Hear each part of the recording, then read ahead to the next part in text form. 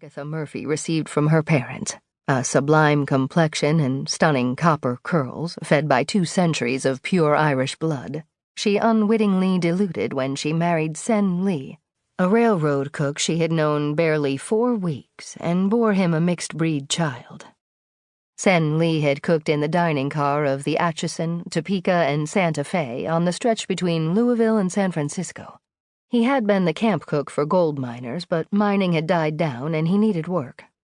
The railroad manager saw that he was clean and spoke English, so let him apprentice at the railroad's showcase restaurant in Florence, Kansas. When he arrived home from a 2-week stint, his parents told them they were returning to China, which was the dream of most immigrant Chinese. Sen begged to go with them, but they insisted he stay and earn money to send to the family. "Just a year or 2. His mother promised. Her voice was stoic, but there were tears in her eyes. He was her youngest boy and her favorite.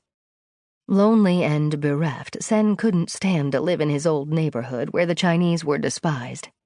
He took the train to Oakland and booked passage on the next boat for New York.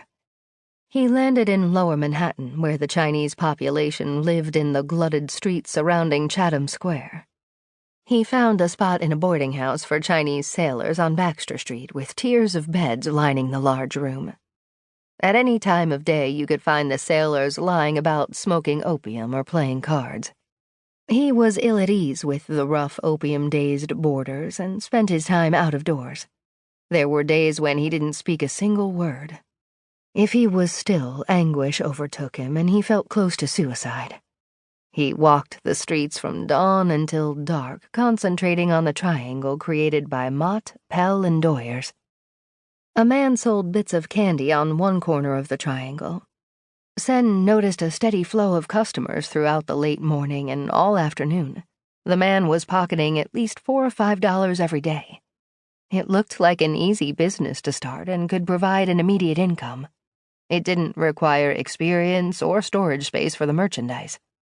Sen followed the man to a supplier and set up his own concession at Jefferson and Henry.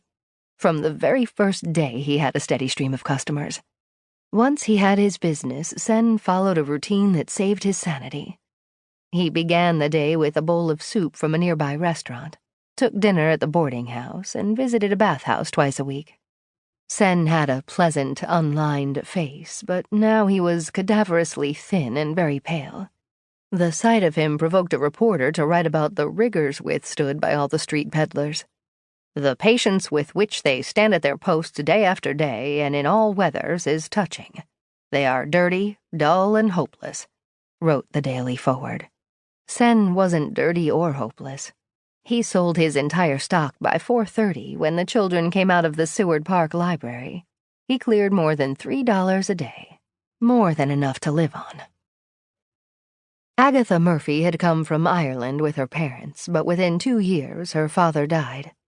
Most of the Murphy men died young, or were imprisoned young over what her mother called the stupid mistakes of the poor.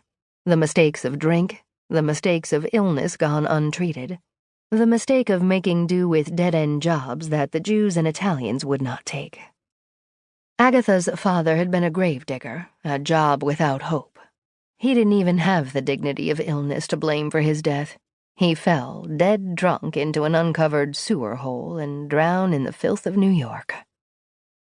Agatha and her mother boarded with her mother's sister, Aunt Deirdre, her husband, and Deirdre's 2 boys. 6 struggling people squeezed into 3 rooms on Baxter Street, Rag Pickers Row. Agatha's mother was the only one able to work. The Reverend at the Landers Mission had a daily job sheet, and he sent Agatha's mother to work as a maid at the Astor House, which was across from the post office on Broadway. The Astor was the hotel. The Prince of Wales had been a guest. The winter Agatha was 14, there was an influenza epidemic at the Astor. Half the staff got pneumonia and several died, including Agatha's mother. The papers were full of consumption news. Every week someone would ask, "Where's so-and-so?" The answer would be, "Oh, he got ammonia and died." Agatha found work as a button attacher to pay for her keep. Her undiagnosed nearsightedness made her ideal for the task of attaching silk buttons to a cardboard square. There was no